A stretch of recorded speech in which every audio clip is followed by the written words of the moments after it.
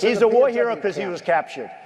I like people that weren't captured, okay? I hate to tell you. The 2016 Republican presidential nominee disregards the norms of adult behavior.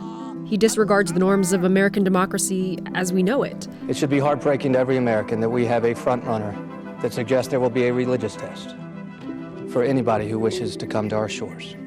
He's so unusual, his rhetoric at times so extreme, that political experts and commentators were blindsided by his rise. We better be ready for the fact that he might be leading the Republican ticket. Next, I know you don't believe that, but I want to go on. How did Donald Trump attract such broad support within the Republican Party? And what does it mean for the U.S. beyond this election? And it turns out that this is a question that can be answered to a really surprising extent via this niche field of political science. It developed a theory about what's called authoritarianism. We're not talking about dictatorships. Authoritarianism is a term political scientists use for a worldview that values order and authority and distrusts outsiders and social change.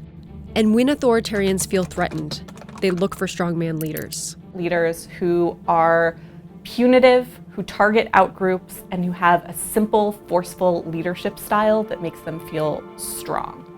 And if you were going to grow that candidate in a lab, I'm going to bomb the shit out of them. he would look a lot like Donald Trump. When you get these terrorists, you have to take out their families. They care about their lives, don't kid yourself. But they say they don't care about their lives. You have to take out their families. Authoritarianism is not in and of itself necessarily a partisan issue. For most of this country's history, authoritarians were likely divided between the two parties. But now, only one of the parties really appeals to them.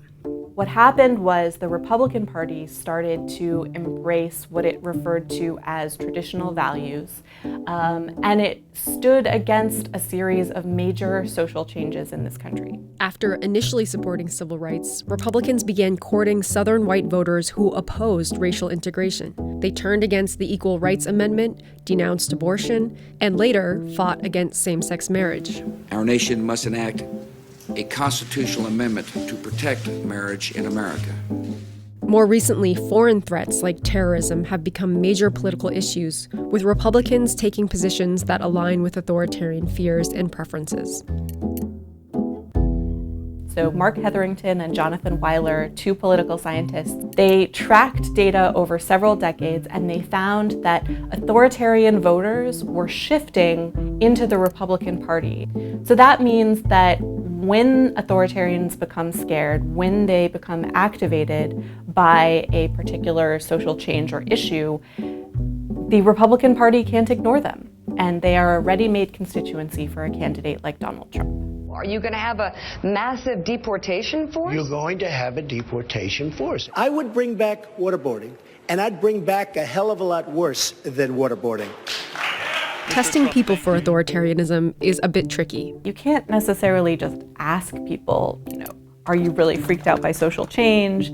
Do racial differences unsettle you? Do you support strongman leaders? Because those are very sensitive questions, and people won't necessarily answer them honestly.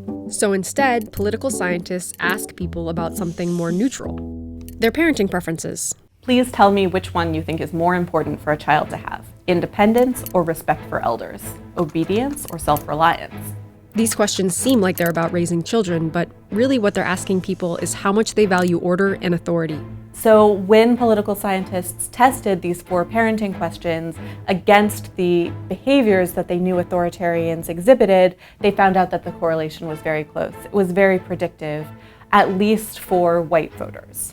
Using this four-question test, Vox worked with Morning Consult in February 2016 to poll a large sample of likely voters. Our results yielded a few really interesting things. The first one was that, yes, scoring high on the authoritarianism questions was very predictive of support for Trump. A political science PhD student named Matthew McWilliams has found similar results. He's done two polls, both of which have found that authoritarianism is not only strongly predictive of Trump support, but that it seems to do a better job of predicting it than virtually any other factor. We also looked at what authoritarian voters are afraid of. On things like car accidents, or the risk of gun violence, or prescription drugs, There wasn't a huge difference between authoritarians and non-authoritarians.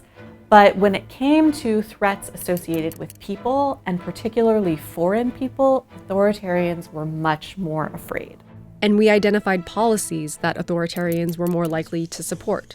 So authoritarians were much more likely to say, for instance, that the United States should use force rather than diplomacy when dealing with countries that threaten our interests overseas. And they were much more likely to want to sacrifice civil liberties in exchange for safety. I want surveillance of certain mosques, okay? If that's okay. I want surveillance. It's a set of priorities that doesn't always align with the Republican establishment. They don't seem to have that much interest in small government, and they definitely don't seem particularly interested in shrinking entitlements like Social Security or Medicaid. This theory doesn't fully explain the Trump phenomenon. Researchers will probably study this election for decades. But what it tells us is that he's benefited from a larger shift in this country, one that goes beyond any one candidate. Trump isn't just a fluke. He's not somebody who's just doing well because he had name recognition or was a famous TV star. This is a large group of people. They want these things, and they're going to be looking for politicians who can give it to them. And that means that Donald Trump could be just the first of many Trumps in American politics.